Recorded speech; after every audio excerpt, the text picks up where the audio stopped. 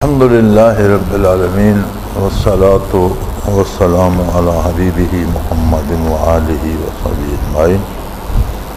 اعوذ باللہ من الشیطان الرجیم، بسم اللہ الرحمن الرحیم۔ بڑا اچھا سوال ہے یہ کہ تصوف کے لیے علوم دینیہ کا جاننا ضروری ہے، اور جو علم دین کے بغیر تصوف حاصل کرے اس کے بارے میں کیا احکامات ہیں۔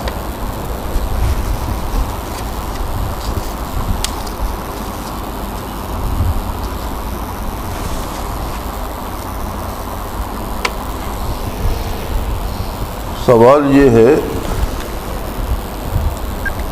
کہ تصوف ہے کیا؟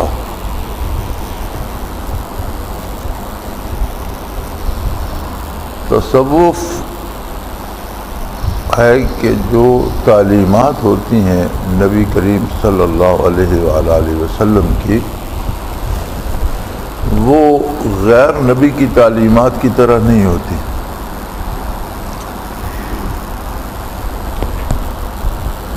عالم یا کوئی بھی کسی فن کا ماہر، کسی علم کے کسی شعبے کا استاد جو کچھ سکھاتا ہے وہ خبر دیتا ہے، بتاتا ہے اس شعبے کے متعلق۔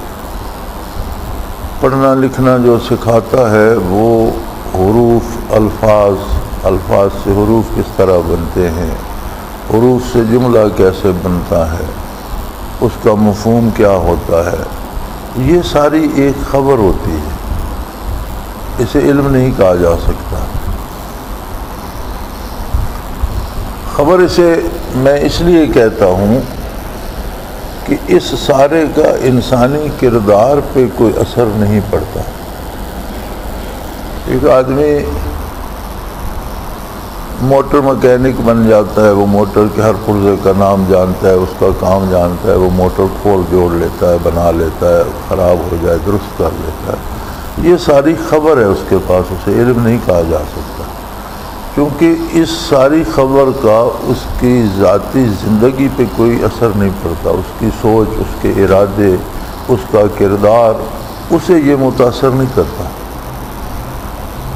اسی طرح کوئی تاریخ پڑھاتا ہے تو وہ تاریخی واقعات کی خبر دیتا ہے، اب بے شمار واقعات آدمی کے علم میں آ جاتے ہیں، لیکن ضروری نہیں کہ ان واقعات کو سننے اور جاننے کے بعد اس کی فکر پہ، اس کی سوچ پہ، اس کے کردار پہ کوئی خاص اثر پڑے یا تبدیلی ہو، کوئی ضروری نہیں ہے۔ جتنے بھی شعبے ہیں علم کے، ان میں جو بھی استاد پڑھاتا یا سمجھاتا یا سکھاتا ہے اس شعبے کے بارے خبر دیتا ہے۔ نبی علم تقسیم فرماتا ہے۔ علم کی خصوصیت یہ ہوتی ہے کہ جو بات بھی اللہ کا نبی بتاتا ہے ان الفاظ میں کیفیات بھی ہوتی ہیں، اور جو بات نبی علیہ السلام سے منتقل ہوتی ہے براہ راست، اس میں وہ کیفیات ہوتی ہیں اور آدمی کی سوچ اور فکر اس طرح سے تبدیل ہو جاتی ہے۔ مثلا ایک ایسا معاشرہ جو صدیوں سے بت پرستی کا شکار تھا، یا انکار کفر کا شکار تھا، یا شرک کا شکار تھا، یا لوگوں کی زندگیاں بے لگام تھیں، چوری ڈاکہ جو کچھ کسی سے ہو سکتا تھا کرتا تھا، لیکن نبی کریم صلی اللہ علیہ وآلہ وسلم نے جو بھی تعلیم فرمایا، صدیوں سے شرک چلا آ رہا تھا، حضور نے فرمایا لا الہ الا اللہ۔ اب جس نے قبول کیا اس کے دل کی گہرائی میں یہ بات اتر گئی اور اس نے محسوس کر لیا کہ اللہ کے بغیر کوئی معبود نہیں۔ اس کی فکر میں بھی یہ بات اتر گئی، اور وہ فکر میں ایسی اتری کہ اس کے عمل میں وہ ظاہر ہو گئی، اور اس نے غیر اللہ کی عبادت کا انکار کر دیا۔ اسی طرح احکام شریعت جو نازل ہوتے گئے، اب ایک معاشرہ صدیوں سے شراب کو پانی کی طرح استعمال کرتا تھا. کوئی ضروری نہیں کہ وہ صرف عیاشی کے لیے شراب پیتے تھے، بلکہ ان کی غذا کا ایک حصہ تھا اور روزمرہ کے مشروبات میں تھا. لیکن جب اللہ کے رسول صلی اللہ علیہ وسلم نے فرمایا کہ شراب حرام ہے تو ایک دم سے سارے معاشرے نے ترک کر دیا.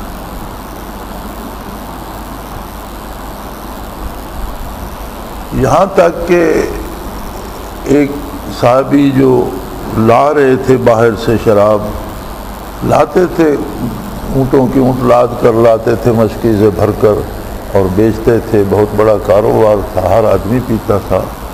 انہیں راستے میں اس حکم کا علم ہوا کہ اللہ نے شراب حرام کر دیا، اور نبی کریم صلی اللہ علیہ وسلم نے مدینہ منورہ میں یہ مسلمانوں کے پاس جتنی شراب تھی وہ گلیوں میں پھینکوا دی ہے، لوگوں نے مٹکے توڑ دیے اور شراب کا کاروبار بھی حرام ہو گیا. تو سیرت میں موجود ہے، علماء کرام لکھتے ہیں کہ اس نے اپنا سارا سرمایہ جو اس کے پاس تھا اس پہ لگایا ہوا تھا اور سارے کی خرید کر لا رہا تھا. تو اس نے اونٹوں کو بٹھایا بھی نہیں، کھڑے کھڑے اونٹوں کے مشکیزیں چیر دیے اور سارا زمین پہ گرا دیا. یعنی نبی کی جو تعلیمات ہوتی ہیں ان میں کیفیات بھی ہوتی ہیں، اور وہ بات سوچ کو اس طرح بدلتی ہے کہ اس سے کردار جو ہے وہ تبدیل ہو جاتا ہے. اتنی سخت، اتنی مضبوط تبدیلی فکر میں آتی ہے. یہ عالم ان لوگوں کا تھا جنہوں نے براہ راست تعلیم حاصل کی نبی علیہ الصلوۃ والسلام سے، اسی لیے انہیں صحابی کہا جاتا ہے. لغوی اور اصطلاحی معنی تو صحابی کا ہوگا صحبت یافتہ، لیکن اس کا اصطلاحی جو معنی ہے، لغوی معنی تو ہوگا جو جسے صحبت نصیب ہوگی، لغت والے تو اسے صحابی، لیکن اصطلاحاً صحابی سے مراد ہے کہ انسانی کردار میں امانت، دیانت، عمل صالح، ہر معاملے میں، خلوص میں، جس کی غیر صحابی مثال نہیں بن سکتا کہ ان بلندیوں پہ پہنچ گیا. تو اس کے لیے کوئی الگ چلہ کشی نہیں کی گئی ہے، کوئی مجاہدہ نہیں کیا گیا. تعلیمات نبوت بلکہ نبی صلی اللہ علیہ وسلم کی ایک نگاہ نے انہیں وہاں پہنچا دیا کہ جو ارشاد نبی کی زبان حق ترجمان سے نکلتا ہے اس میں وہ کیفیات ہوتی. صحابہ میں وہ کیفیات اسی قوت سے تھی جو ان کی صحبت میں پہنچا تابعی ہو گیا. تابعی سے بھی مراد یہ ہے کہ غیر تابعی خلوص اور خشوع و خضوع کی اس کیفیت کو نہیں پا سکتا. تبع تابعین میں بھی وہ بارش اسی طرح سے بدستور ابر کرم برسا. اب جو زمانہ دور ہوتا گیا تو الفاظ اور کلمات تو آگے منتقل ہوتے رہے، لیکن وہ کیفیات اس طرح سے منتقل نہ ہوئیں. اب ہم دیکھتے ہیں ایک آدمی قرآن کا حافظ ہے. اب سب سے اعلیٰ کلام جو نبی کریم صلی اللہ علیہ وسلم سے ہمیں پہنچا وہ قرآن کریم ہے. قرآن کریم بھی پوری امت کو اور پوری دنیا کو حضور کی حق زبان حق ترجمان سے پہنچا، اور آپ نے فرمایا یہ اللہ کا کلام ہے. تو اس میں تو کیفیات بدرجہ اتم ہونی چاہیے کہ براہ راست کلام الہی ہے تو جمال الہی کا پرتو بھی اس میں ہے، اور پھر نبی کریم صلی اللہ علیہ وسلم کی زبان مبارک سے مخلوق تک پہنچا تو حضور کی برکات بھی اس میں ہے. لیکن ایک بندہ حافظ قرآن ہو جاتا ہے، ایک بندہ قرآن کی تفسیر جانتا ہے، ایک بندہ قرآن کے مفاہیم اور معنی جانتا ہے، لیکن ہم دیکھتے ہیں کہ معاشرے میں اس کا کردار جو ہے وہ اس کی عکاسی نہیں کرتا کہ یہ قرآن کے علوم سے واقف. اس کی وجہ کیا ہے کہ اس تک الفاظ پہنچے، کیفیات نہیں پہنچی. ان الفاظ کے جو اثرات قلب پہ ہونے چاہیے تھے، جو اثرات فہم و شعور پہ ہونے چاہیے تھے، جو اثرات آرزوؤں میں اور خواہشات میں رچ بس جانے چاہیے تھے، وہ نہیں پہنچے، چنانچہ اس کا کردار صحیح نہیں ہوتا۔ اب ان کیفیات کو پانا اور حاصل کرنا اور اس کے لیے محنت کرنا، مجاہدہ کرنا تصوف کہلاتا ہے۔ قرآن کریم کا جو لفظ ہے تزکیہ، وَيُزَكِّيهِمْ وَيُعَلِّمُهُمُ الْكِتَابَ وَالْحِکْمَةَ، اسی تزکیے کا ترجمہ تصوف ہے۔ بعض حضرات نے لکھا کہ وہ صوف پہنتے تھے اس لیے انہیں صوفی کہا جانے لگا، بعض نے کہا صفائے باطن مراد ہے۔ حقیقت یہ ہے کہ یہ تزکیے کا متبادل لفظ ہے فارسی میں، عربی میں تزکیہ تھا، فارسی میں ترجمہ ہوا تصوف آ گیا، تو مراد وہ خشوع، وہ خضوع، وہ کیفیات جو اس کلام میں ہیں ان کا حاصل کرنا ہے۔ جب وہ حاصل ہوتی ہیں تو کیا ہوتا ہے؟ قرآن کریم فرماتا ہے ثم تلین جلودہم وقلوبہم الی ذکر اللہ، کہ ان کی کھال سے لے کر نہا خانے دل تک وجود کا ذرہ ذرہ اللہ کی یاد سے روشن ہو جاتا ہے، اس میں یاد رچ بس جاتی ہے۔ تو ذکر اللہ ثمر ہوا ان برکات کا، اور جو ثمر ہوتا ہے وہی تخم بھی ہوتا ہے۔ اگر اسی جو پھل لگتا ہے اگر اسی کو دبا کر محنت کریں، پانی دیں، گوڈی کریں، تو پھر وہی تناور درخت اس سے نکل آتا ہے۔ چنانچہ تصوف یہی ٹھہرا، اور اس میں صرف اللہ اللہ نہیں ہے، اس میں شرط یہ ہے کہ کوئی ایسا بندہ مل جائے، ایسے شخص کی صحبت مل جائے جس نے وہ برکات نبوت اپنے سے پہلوں سے حاصل کی ہوں، چونکہ یہ ایک انعکاسی عمل ہے جو دلوں سے دلوں کو چلتا ہے، جس طرح الفاظ زبانوں سے ذہنوں میں منتقل ہوتے ہیں۔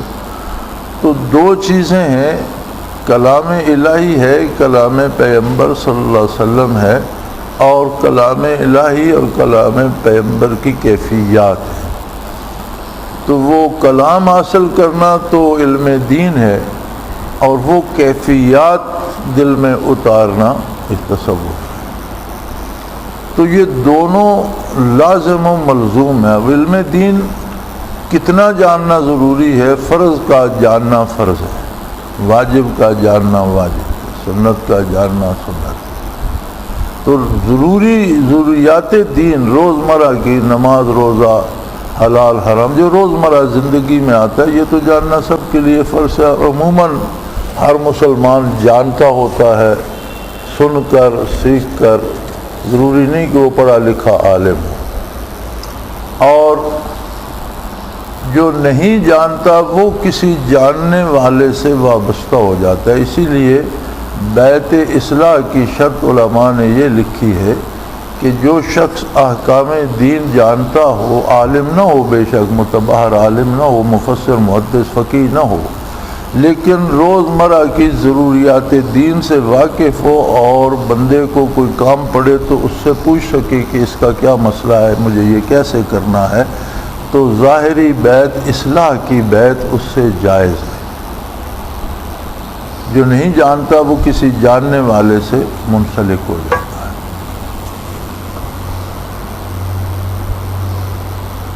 اسی طرح جتنے مشائخ صوفیہ ہیں سارے عالم ہیں۔ ہر صوفی عالم ہوتا ہے، ہر عالم صوفی نہیں ہوتا۔ عالم علوم ظاہری جاننے والا عالم کہلاتا ہے، لیکن اگر اس کے پاس کیفیات باطنی نہ ہوں تو وہ اس کا جاننا علم کے درجے میں نہیں پہنچتا، وہ خبر کے درجے میں رہتا ہے۔ وہ سب کچھ بیان کرتا ہے منبر پہ بیٹھ کر، لیکن خود اس پہ عمل نہیں کرتا، اس لیے کہ وہ خبر کے درجے میں اس کے پاس ہے۔ علم کی خصوصیت یہ ہے کہ جو دل میں گھر کر جائے۔ تو یہ کیفیات خشوع و خضوع کا حصول، اب اس کے لیے پھر وہ شرط ہے کہ کوئی ایسی ہستی ملے جس نے متقدمین سے وہ برکات انعکاسی طور پر حاصل کی ہوں، اسی لیے آپ کو تصوف کے سلاسل ملتے ہیں۔ جس طرح حدیث کی روایت میں آپ کو راویوں کی ایک فہرست ملتی ہے، اسی طرح ہر سلسلے تصوف میں آپ کو وہ فہرست مشائخ کی ملتی ہے، تاکہ وہ بات حضور اکرم صلی اللہ علیہ وسلم کی بارگاہ تک پہنچتی ہے کہ کس نے حضور سے حاصل کیا، پھر اس سے کس نے حاصل کیا، اس سے کس نے حاصل کیا، اور ہم تک کیسے پہنچا۔ تو جہاں تک اس کا حصول ہے، قاضی ثناء اللہ پانی پتی رحمۃ اللہ تعالی علیہ نے اپنی معرکۃ الآراء تصنیف تفسیر مظہری میں لکھا ہے کہ ہر مسلمان مرد و عورت پر تصوف کا حصول واجب ہے، اس کے بغیر بات ہی نہیں بنتی۔ اور صوفی دو حال سے خالی نہیں ہوتا، یا خود عالم ہوتا ہے یا کسی عالم کے دامن سے وابستہ ہوتا ہے۔ تو دونوں صورتوں میں عمل بالشریعہ آسان ہو جاتا ہے، یا خود جانتا ہوتا ہے، نہیں جانتا ہوتا تو کسی عالم کے دامن سے وابستہ ہوتا ہے۔ اور تصوف ہے کہ جو علم ہم تک پہنچے اس پر عمل جو کریں ہم، تو وہ محض رسم نہ ہو بلکہ وہ دل کی گہرائی سے اور خلوص کے ساتھ کیا جائے۔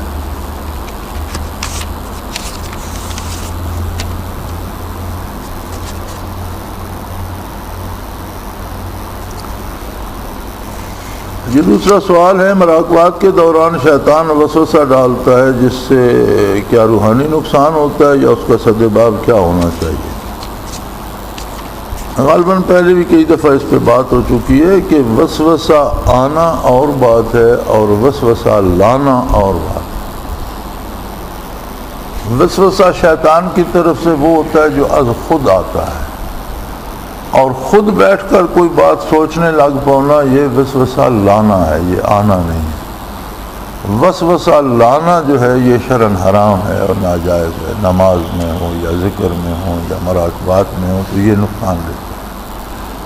شیطان کی طرف سے جو وسوسہ آتا ہے تو نبی کریم صلی اللہ علیہ وسلم کا ارشاد موجود ہے کہ نماز میں یا عبادت میں یا اذکار میں شیطان جسے وسوسے ڈالتا ہے اور وہ وسوسے کا رد کرتا ہے تو اسے جہاد کا ثواب ملتا ہے، نقصان نہیں ہوتا بلکہ اس میں ثواب بڑھتا ہے، بشرطے کہ وساوس شیطان ڈال رہا ہے۔ اور اگر خود سوچنا کچھ شروع کر دے تو وہ نقصان دیتا ہے کہ وہ جائز نہیں ہے۔ تو وسوسہ نہ آئے یہ تو ممکن نہیں ہے، شیطان کوشش کرتا ہے، لیکن آدمی جب وسوسہ آئے تو اسے سوچنا شروع کر دے تو وہ بڑھنا شروع ہو جاتا ہے، اور اس کا رد کرے، ٹھکرا دے، اور اپنی توجہ اپنے اذکار، مراقبات، مقامات کی طرف، آخر جس طرف لگا ہوا ہے، انوارات کس قسم کے ہیں، مقام کیسا ہے، کیفیت کیا ہے، اس میں خود کو مصروف رکھے اور وسوسے کی پرواہ نہ کرے تو وساوس اثر نہیں کرتے بلکہ کم ہونا شروع ہو جاتے ہیں، اور ایک وقت ایسا آتا ہے کہ ختم ہو جاتے ہیں۔ شیطان نے چلا تو نہیں بیٹھتا، وہ اپنی کوشش نہیں چھوڑتا، لیکن اس طرح سے تکلیف دہ نہیں رہتے جس طرح بندہ انہیں سوچنا شروع کر دے تو جو قوت ان میں آ جاتی ہے۔ تو وسوسہ شیطان کی طرف سے آئے تو اسے رد کیا جائے تو اس کے رد کرنے پہ ثواب ملتا ہے۔ ماشاءاللہ بڑا مزیدار سوال لکھا ہے کسی نے، زندگی کیا ہے؟ بذام خود شیخ الاسلام کہلوانے والے ایک بزرگ نے متاع اور غرور والی ایک آیت کو دلیل بناتے ہوئے کہا ہے، زندگی ایک دھوکہ ہے۔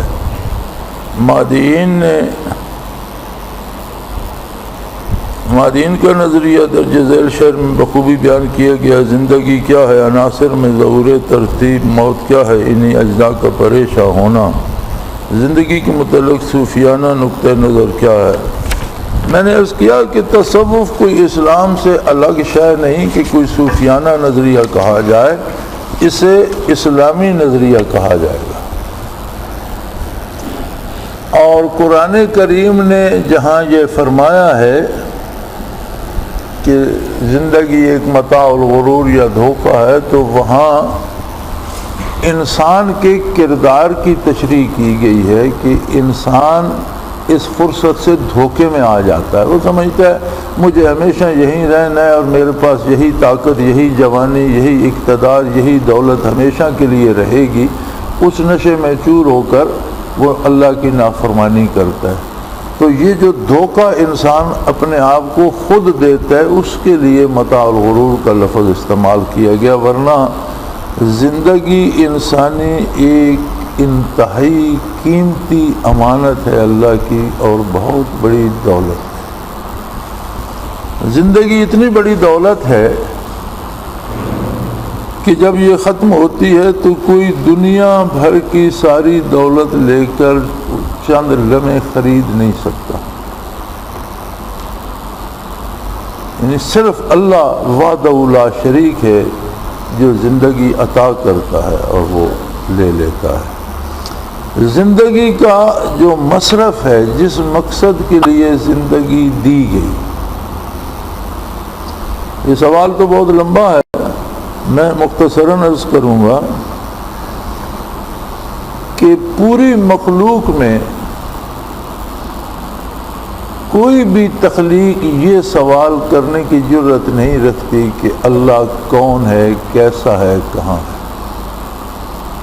کوئی ایک ذرہ، کوئی ایک جھونکا، کوئی ایک قطرہ، سورج کی ایک کرن، چاند کی روشنی، کائنات، زمین، آسمان اور مافیا، حتیٰ کہ ملائکہ مقربین بھی، حاملی جو وحی لانے والا فرشتہ، فرشتوں کا سردار ہے، وہ بھی یہ سوال کرنے کی جرت نہیں کرتا کہ اللہ کون ہے، کیسا ہے، کہاں ہے۔ یہ ساری مخلوق حکم کی اطاعت کرتی ہے اور کسی میں یہ جرت نہیں ہے کہ حاکم کی طرف نگاہ اٹھانے کی جرت کرے۔ جب بھی کوئی حکم فرشتوں کے لیے آتا ہے تو قرآن کریم نے منظر کشی کی ہے کہ سب پہ ایک ایسی کیفیت طاری ہو جاتی ہے کہ انہیں کچھ جس طرح آدمی پہ ایک جذب کی کیفیت آ جاتی ہے، اور پھر جب وہ کیفیت ختم ہوتی ہے تو ایک دوسرے سے پوچھتے ہیں ماذا قال ربکم، تمہارے پروردگار نے کیا فرمایا؟ قال الحق، وہ کہتے ہیں جو فرمایا حق ہے، جو فرمایا حق فرمایا، پھر اس کے مطابق عمل کرتے ہیں۔ اب تخلیق انسانی کا جب سوال آیا تو حدیث قدسی میں ہے کہ اللہ کریم نے فرمایا کنت کنزا مخفیا، میں ایک ایسا خزانہ تھا جس کے جاننے والا کوئی نہیں تھا۔ بے شمار مخلوق پیدا فرمائی لیکن میری ذات کی طرف کسی کو نگاہ اٹھانے کی ضرورت نہیں تھی۔ فَأَحْبَبْتُ أَنْ أُعْرَفَ، تو مجھے یہ بات بھائی اچھی لگی، پسند آئی کہ کوئی تو میرا ذاتی طور پر جاننے والا بھی ہو۔ یہ ساری مخلوق تو میرے حکم کی پابند ہے، اس سے ہل جل نہیں سکتے۔ کوئی ایک ایسی مخلوق بھی پیدا کروں کہ جسے میں اختیار وقتی طور پر دے دوں اور پھر اس کے سامنے اپنا جمال جہاں آرا رکھوں اور وہ مجھ پر فدا ہو کر، میری محبت میں اسیر ہو کر، میری طلب میں گرفتار ہو کر میری اطاعت کرے۔ اب یہ ایک بالکل ہی الگ بات تھی پورے مخلوق کے، ساری مخلوق کے پروگرام سے، ساری تخلیق کے پروگرام سے یہ ایک الگ پروگرام تھا۔ فرمایا فخلقت الخلق، تو میں نے انسانوں کو، مخلوق کو پیدا کر دیا۔ اب انسان کو اللہ کریم نے ایک ایسی استعداد بخشی کہ وہ معرفت الہی کو پا سکتا ہے، اسی لیے نبوت صرف انسانوں میں ہے، دوسری کسی مخلوق کو نبوت سے نوازا نہیں گیا۔ فرشتوں میں بھی کوئی نبی اور رسول نہیں ہے، اور دوسری کسی مخلوق، جنوں میں بھی یا باقی مخلوق میں بھی نہیں۔ صرف نبوت کیا ہے؟ کمال معرفت ہے کہ اللہ کو جاننے کا جو انتہائی درجہ ہے وہ نبوت ہے کہ اللہ کیسا ہے، اللہ کی ذات کیا ہے، اللہ کی صفات کیا ہے۔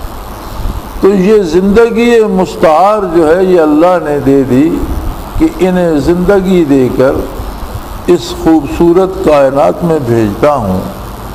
یہ جو دنیا کو بھی کہا جاتا ہے نا، عموماً یہ کہہ دیا جاتا ہے کہ دنیا کچھ نہیں ہے اور یہ دنیا ایسی ہے ویسی ہے، یہ دنیا اس طرح نکمی نہیں ہے جس طرح کہا جاتا ہے۔ یہ اللہ کی بنائی ہوئی سجائی ہوئی ہے کائنات، اور یہ اتنی خوبصورت، اتنی مزیدار، اتنی رسیلی ہے کہ بندہ اللہ کو بھول کر اس میں کھو جاتا ہے۔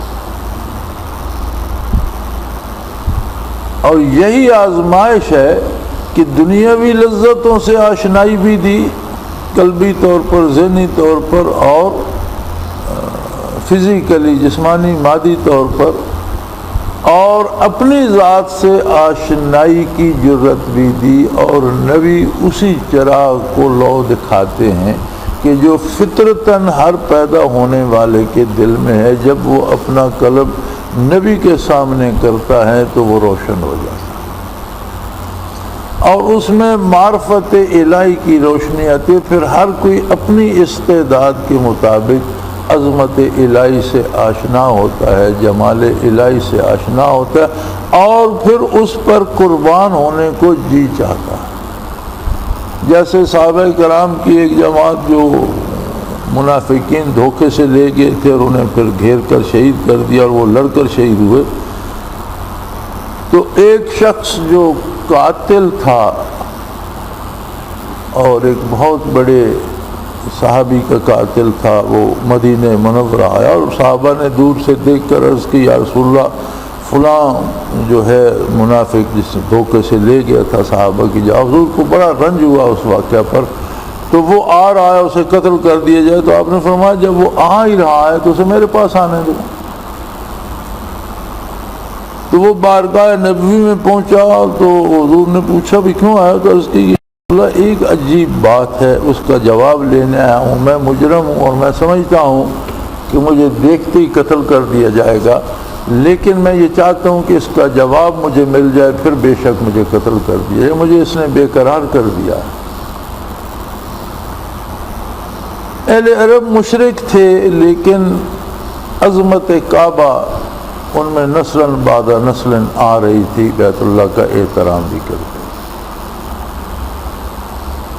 پھر وہ جرأت مند لوگ تھے اور جھوٹ پہ اللہ کی قسم نہیں کھاتے تھے، لڑتے بڑھتے تھے یا جیسا بھی کردار تھا، لیکن کچھ ان کے اصول تھے، بندے جرأت والے تھے، جھوٹ پہ عموماً قسم نہیں کھاتے تھے۔ اور پھر کوئی بھی بندہ لبے مرگ کبھی جھوٹ نہیں بولتا تھا کہ میں تو مر رہا ہوں، بھائی بات یہ ہے۔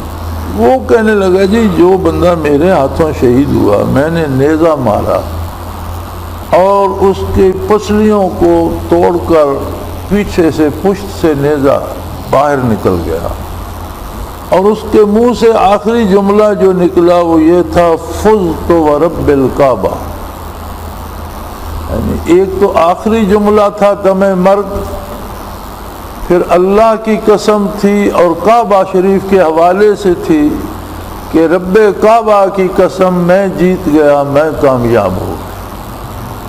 تو کہتا ہے میں چکرا گیا، کمال ہے، میں کہتا ہوں میں جیت گیا، میں نے اسے قتل کر دیا، لیکن وہ مرتے وقت رب کعبہ کی قسم کھا کر کہہ رہا میں جیت گیا۔ اب یہ بات میری سمجھ میں نہیں آتی، میں سمجھتا ہوں کہ اس نے جھوٹ نہیں کہا۔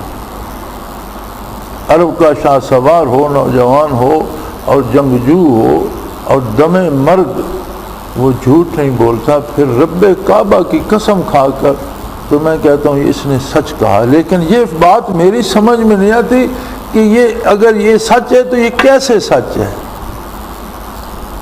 تو حضور اکرم صلی اللہ علیہ وسلم نے اسے اللہ کی ذات، توحید اور اس کے ساتھ تعلق اور اس کی معرفت کے بارے اور اپنی نبوت کے بارے جب ارشاد فرمایا کہ جب یہ آشنائی ملتی ہے تو پھر بندے کا جی چاہتا ہے جو اسے پہچانتا ہے کہ وہ اس حسن پر، اس جمال پر خود کو قربان کرے۔ تو اس نے خود کو قربان کر دیا، تو اس نے سچ کہا کہ رب کعبہ کی قسم میں جیت گیا، اپنے مقصد کو وہ پا گیا۔ تو اس نے بھی کلمہ طیبہ پڑھ لیا، اس نے کہا واقعی وہ جیت گیا۔ تو زندگی معرفت الہی کے حصول کے لیے ہے اور بہت بڑی بامقصد چیز ہے، بہت بڑا مقصد ہے۔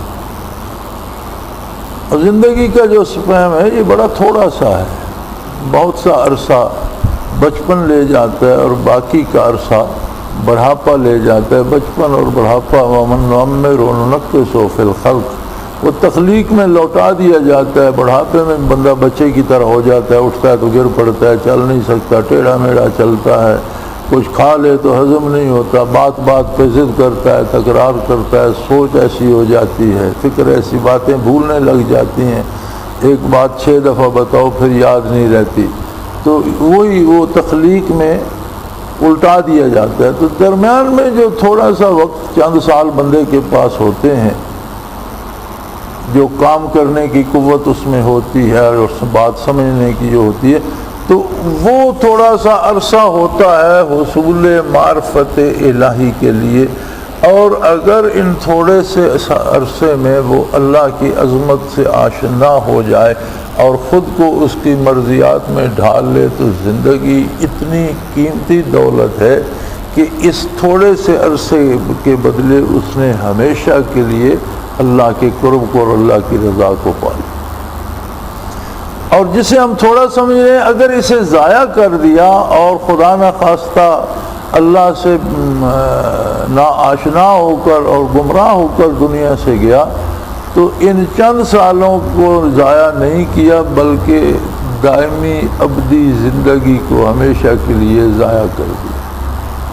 اب اس حوالے سے زندگی کی قیمت دیکھیں تو ایک ایک لمحے کی قیمت کا احساس ہوتا ہے، اندازہ ہوتا ہے کہ یہ کتنا بڑا سرمایہ ہے اور اللہ کی کتنی بڑی نعمت ہے۔ ایک ایک سجدہ، ایک ایک لمحے کا ذکر، ایک ایک آیت کی تلاوت، درود شریف کا ایک ایک نغمہ، اور اس کی قیمت کا اندازہ تب ہوتا ہے جب اخروی ثواب اور اخروی اجر اور اللہ کے قرب کو اس کے ساتھ ملا کر دیکھیں تو پتہ چلتا ہے کہ ہم نے کام تو کچھ بھی نہیں کیا، تو بڑا تھوڑا سا عرصہ تھا، ہمارے پاس ایک ایسا وجود تھا جس کی قوتیں بڑی محدود اور بڑی تھوڑی تھیں۔ گرمی آتی تھی تو تڑپ جاتا تھا، سردی آتی تھی تو تڑپ جاتا تھا، ایک وقت کا کھانا نہیں ملتا تھا تو بے قرار ہو جاتا تھا، چند گھنٹے پانی نہیں ملتا تو اس کی قوت برداشت سے باہر ہو جاتی تھی۔ تو اتنا کمزور وجود اور ایسی عارضی سی زندگی کہ جس کے ساتھ موت جڑی ہوئی ہے۔ نیند بھی تو موت کی بہن ہے، نبی کریم صلی اللہ علیہ وسلم نے فرمایا کہ نیند تو موت کی بہن ہے، اور یہ زندگی کے ساتھ اس طرح پیوست ہے کہ بندہ روزانہ نیند پوری نہ کرے تو وہ جاگ بھی نہیں سکتا۔ یعنی اس طرح موت پیوست ہے زندگی میں کہ زندگی خود موت کی محتاج ہے، کیونکہ کچھ لمحے وہ کچھ عرصہ اس میں موت میں گزارے تو پھر وہ فریش ہو کر اٹھتا ہے۔ تو اگر اس وقت کو جو نیند کی نظر ہو جاتا ہے اس کو درمیان میں سے نکال دیں تو باقی بچتا کیا ہے؟ بچپن بھی گیا، بڑھاپا گیا، جوانی کے جو چند برس بچے ان میں سے آدھا وقت نیند میں راتوں میں گزار دیں تو پیچھے کتنا سرمایہ بچتا ہے۔ یہ جو تھوڑا سا سرمایہ یہ اتنا قیمتی ہے کہ اس سے آپ ہمیشہ ہمیشہ کے لیے قرب الہی پا سکتے، اور اسے ضائع کریں گے تو اس کا اتنا بڑا جرمانہ ہے کہ ہمیشہ ہمیشہ کے لیے غضب الہی کا بندہ شکار ہو جاتا ہے، اللہ اس سے معاف رکھے۔ تو اس اعتبار سے زندگی کا ایک ایک لمحہ انتہائی قیمتی ہے۔ میں ایک دن میرے منیر دیکھ رہا تھا، پیر میر علی شاہ رحمۃ اللہ تعالیٰ علیہ کی سوانح جو انہوں نے مرتب کی ہے، اس کا نام میر منیر ہے، تو اس میں ان کی محافل کا ذکر بھی ہے۔ تو ایک جگہ وہ لکھتے ہیں کہ کوئی بندہ مسئلہ پوچھنے آیا ذبح کا۔ بعض اوقات یہ ہوتا ہے کہ جانور بے حس ہو جاتا ہے تو ہم چھری چلا دیتے ہیں، سمجھ نہیں آتی اب یہ حلال ہوا یا حرام رہ گیا، وہ تو تڑپا بھی نہیں، اس نے تو کوئی پاؤں بھی نہیں ہلائے تو حلال ہو گیا یا حرام ہو گیا۔ تو ایسی صورت میں آسان سی بات ہے کہ ذبح کرنے سے اگر رگوں سے خون نکلے تو اس کا مطلب ہے جانور میں حیات باقی تھی، وہ حلال ہو گئی۔ اور اگر جانور مر جائے، دل کی دھڑکن بند ہو جائے تو خون کا جریان ختم ہو جاتا ہے، جہاں ہے وہاں خون رک جاتا ہے، پھر رگوں سے خون بہتا نہیں۔ تو اگر گردن کاٹنے سے خون رگوں سے نہ بہے تو اس کا مطلب ہے کہ وہ پہلے مر چکا تھا، اس کے دل کی دھڑکن رک چکی تھی۔ کبھی کبھی یہ موقع آ جاتا ہے۔ تو بہرحال انہوں نے وہ مسئلہ تو بتایا، تو فرمانے لگے کہ دیکھو جانور ہے، حلال ہے، اور اس کا دم نکل گیا اللہ کے ذکر کے بغیر تو وہ تو حرام ہو گیا۔ تو ہم جو دن بھر ہمارا جو سانس چلتا ہے اور اس میں تو اللہ کا نام نہیں ہوتا، تو اسی لیے صوفیوں نے کہا ہے کہ جو دم غافل سو دم کافر، کہ جو سانس اللہ کے نام کے بغیر گیا وہ ناشکری میں گیا۔ تو زندگی کا مقصد یہ ہے کہ اس چند روزہ میں، اب اس میں اتنی سما دی گئی ہیں مصروفیات کہ خود کو زندہ رکھنے کے لیے اس نے روزگار بھی کرنا ہے، اس نے بچے بھی پالنے ہیں، گھر بھی بنانا ہے، دنیا میں دوستی دشمنی بھی کرنی ہے، ذاتی امور ہیں، پھر قبائلی قبیلوں کے رشتہ داروں کے ہیں، پھر اس کے بعد ملکی قومی امور آ جاتے ہیں، بین الاقوامی امور آ جاتے ہیں۔ تو ہر بندہ معاشرے کا ایک پرزہ تو ہے، کچھ نہ کچھ ذمہ داری اس پہ آتی ہے۔ تو یہ اتنی گنجلک مصروفیات میں الجھا کر معرفت الہی کیسے حاصل ہو؟ یہی زندگی کا مزہ ہے کہ انہی الجھنوں میں معرفت الہی موجود ہے۔ زندگی کا جو کام بھی اللہ اللہ کے رسول کی اطاعت میں کرتا ہے، وہ کاروبار ہے، ملازمت ہے، شادی ہے، بچوں کا پالنا ہے، گھر بنانا ہے، رزق حلال حاصل کر کے جائز وسائل سے محنت سے روزی کما کر جائز طریقے سے خرچ کرتا ہے، تو وہ سارا کچھ حصول معرفت الہی کا ذریعہ بنتا جاتا ہے۔ معرفت الہی کے لیے ضروری نہیں ہے کہ چھوڑ چھاڑ کے بیٹھ جائے اور صرف اللہ اللہ کرتا رہے تو معرفت الہی آ جائے گی، نہیں، بلکہ بھرپور زندگی گزارنا مقصد ہے اسلام کا، کہ جو جو ذمہ داریاں اللہ نے دی ہیں ان سب کو ادا کرے اور سب کو اللہ کے حکم کے مطابق ادا کرے۔ جیسے قرآن کریم نے صحابہ کبار کا ذکر فرماتے ہوئے فرمایا تراہم رکعا سجدا، اے مخاطب تو انہیں جب بھی دیکھے گا انہیں رکوع و سجود میں پائے گا۔ اب عجیب بات ہے کہ صحابہ کرام کی حیات مبارکہ جب ہم دیکھتے ہیں تو وہ تو بہت مصروف ترین زندگیاں ہیں ان کی، عبادات میں بھی، معاملات میں بھی، کاروبار میں بھی، سیاسیات میں بھی، انہوں نے تبلیغ میں بھی، دعوت الہی میں بھی، نفاذ دین میں بھی، لوگوں کو حق اور انصاف فراہم کرنے میں بھی انہوں نے تو زندگی کے ہر شعبے کو انتہا تک پہنچایا۔ جہاد کیے، ممالک میں ظلم کو روکا، انصاف عام کیا، ایک بہت بڑی سلطنت کی بنیاد رکھی، بہت بڑا سیاسی نظام رائج فرمایا، انسانی ضروریات کی تکمیل کے لیے بے شمار، اور رات دن مصروف رہے، اور کچھ جان نماز پہ بسر ہو گئی، کچھ گھوڑے کی پشت پہ بسر ہو گئی، لیکن اللہ کریم فرماتے ہیں کہ انہوں نے رکوع و سجود کے علاوہ کیا ہی کچھ نہیں، یعنی ان کا ہر کام رکوع و سجود کا درجہ رکھتا۔ قرآن نے رد نہیں فرمایا کہ انہوں نے دنیاوی کام نہیں کی، فرمایا جتنا کام انہوں نے دنیا کا بھی کیا وہ بھی ایسا تھا جیسا کوئی بڑے خلوص سے رکوع و سجود کرتا ہے۔ انتہائی کمال عبادت رکوع و سجود ہے نا، کہ آدمی رکوع اور سجود میں اللہ کے سب سے قریب ہوتا ہے اور انتہائی تذلل کی حالت ہے۔ تو فرمایا ان کی جو بھرپور زندگیاں گزری، جو انہوں نے حکومتیں بنائیں، سیاست کی، فوج کشی کی، مقابلے کیے، جہاد کیے، مزدوریاں کی، روزی کمائی، گھر بنائے، بچے پالے، یہ سارا کیا تھا؟ گویا ہر کام انہوں نے اس خلوص سے اللہ کی اطاعت کے اندر کیا کہ ان کا ہر کام انتہائی قرب الہی کے لمحے بن گیا، رکوع و سجود بن گیا۔ تو اس نظر سے دیکھیں تو زندگی بہت قیمتی ہے، ایک ایک لمحہ اتنا قیمتی ہے کہ جو لمحہ نکل جاتا ہے وہ واپس نہیں آتا۔ اب یہ میٹیریلسٹ جو ہیں یا مادہ پرست جو ہیں، ان کا یہ کہنا زندگی کیا ہے عناصر میں ظہور ترتیب، موت کیا ہے انہی اجزاء کا پریشان ہونا، بات تو درست ہے، اس اعتبار سے تو درست ہے کہ چند عناصر ایک خاص ترتیب سے ملتے ہیں تو حیات پیدا ہو جاتی ہے، اور وہ منتشر ہوتے ہیں تو حیات ختم ہو جاتی ہے۔ لیکن یہ عناصر کیا اتنا شعور رکھتے ہیں اور ان میں یہ ادراک ہے کہ ہم اس طرح ملیں تو زندگی بنے گی؟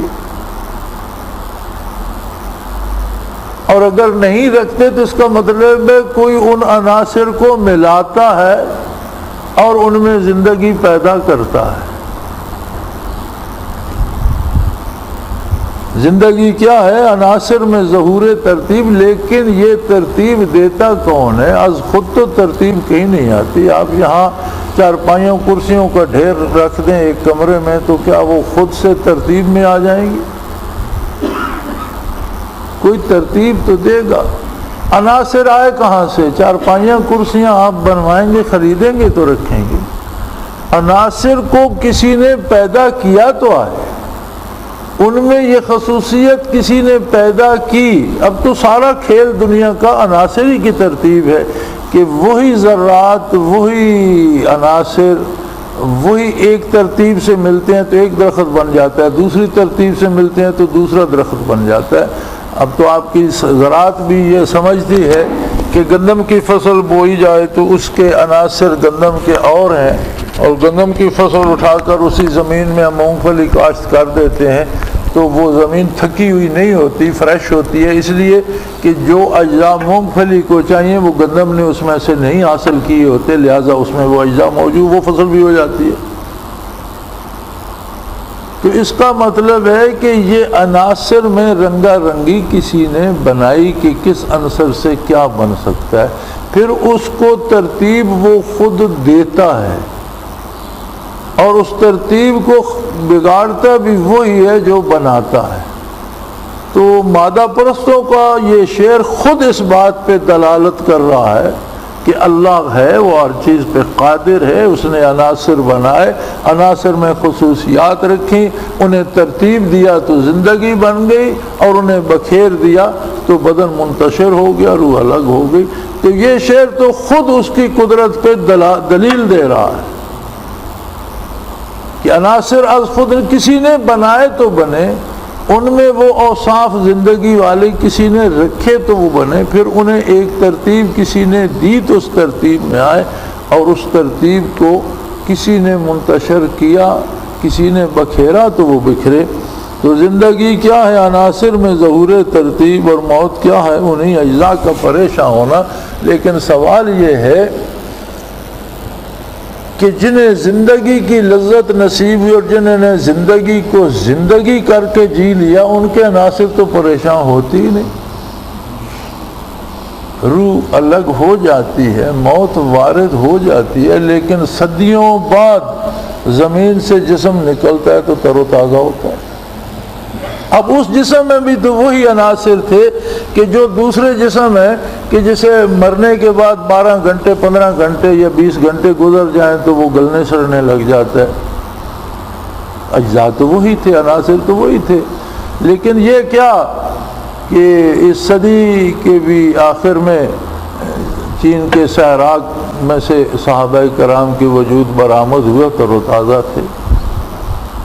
70 کی دہائی میں مسجد نبوی کی توسیع میں صحابہ کرام کے وجود جو نکلے اور جنت البقیع میں دفن کیے گئے ایسے تھے جیسے سو رہے ہیں۔ تو تھے تو ان وجودوں میں بھی وہی عناصر، اور ایک خاص ترکیب سے ملے تو انسانی بدن بن گیا، لیکن وہ پریشان کیوں نہیں ہوئے؟ اب مادہ پرستوں سے کوئی پوچھے کہ اس مادے کو کیا ہوا، یہ خراب کیوں نہیں ہوا؟